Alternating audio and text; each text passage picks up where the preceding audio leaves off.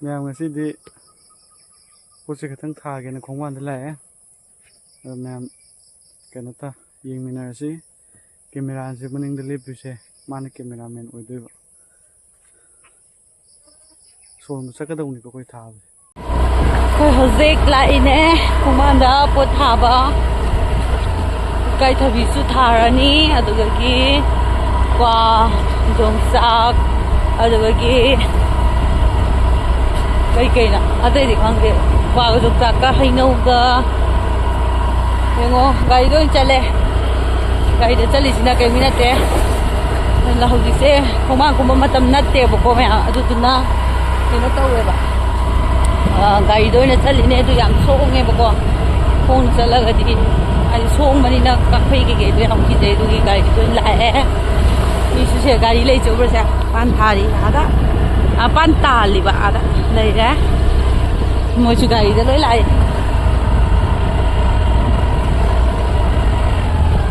ngày cái gì tao đi đây vậy nè cái đó nó rất vui cái đó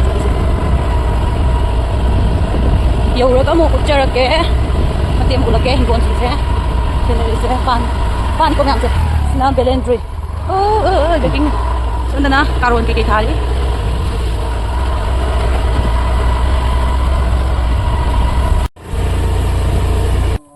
nhiều rồi không ban đã xí quả trà sẽ thả dần thôi nhé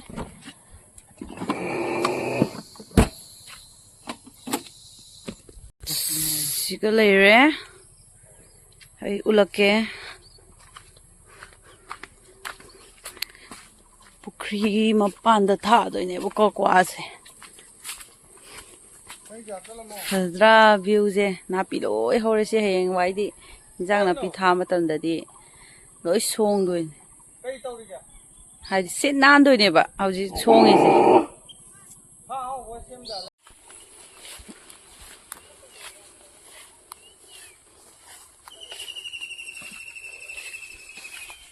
siêu pan mẹ em thay đó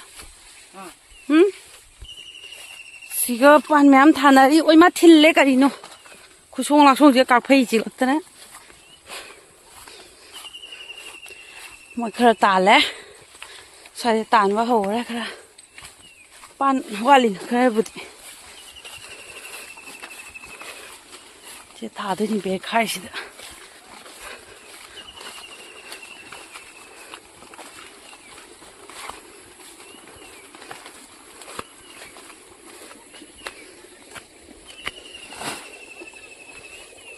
khơi bốc đi đâu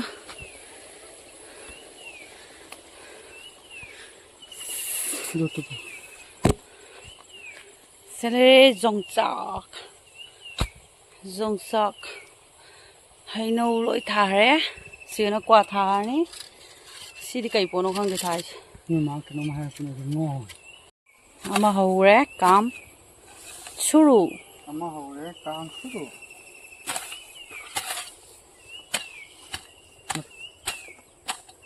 hay vậy sao chú thả bị làm gì đó nó cho bà cô cho mình đó nó đó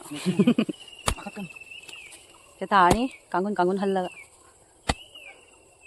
hân bây giờ mà cái thả bây giờ vậy biểu của bây giờ đó mâm chân lên này bukri gì hắn ta hân lên đã cài bukri xem thấy rồi nô hàng chỉ xin chị đây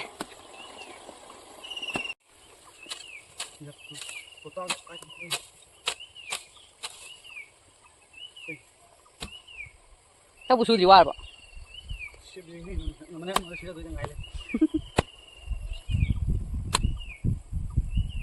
siga na Manipur ne pai ne lepisina adugagi sonda ulake siga angang me am cheli se sisina toren wang mane ba sonda idi Assam chinge ko me am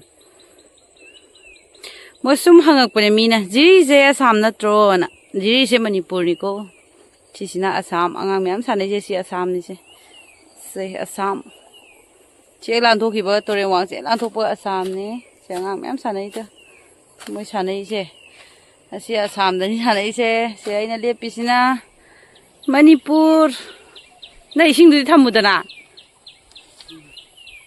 se मैं am yung ko weather si yung ko se le ko Sineba. Sanyo, nung nalay. Da nung tar to rengo. Itu background rom da nung tar. Porokte da satin ga nangani da. Kwa kun khatan tro tha do ya. Hallo jar tha jala ge.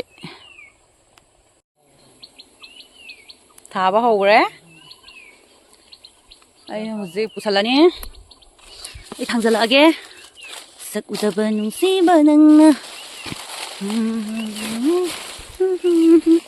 Spala ni. Wait.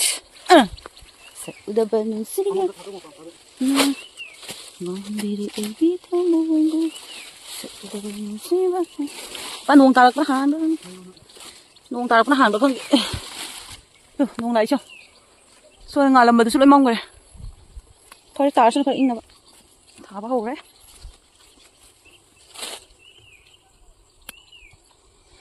Wow. Si sing này đi jabung jabung lupa kan iro ini. Coba.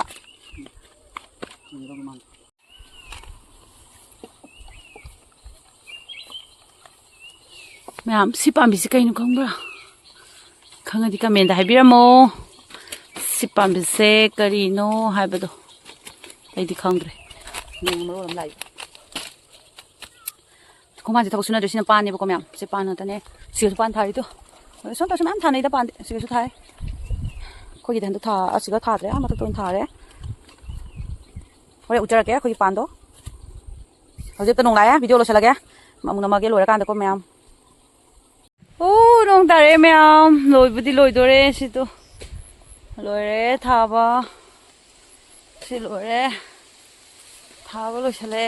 Nung su thare. Thare loi do re. Si ber bau ta ni tha do si. Loi salak to re amu chara ke. Nung ta thare loi do kan si da chat pe aroi khoi di cho budi cho te umar ta lei bani na. Nung ba ta thare to. Thabak ti loi ho re. Sina last ni man thai je. Ani ngo le mi he. Sina loi. Nung fa chu re.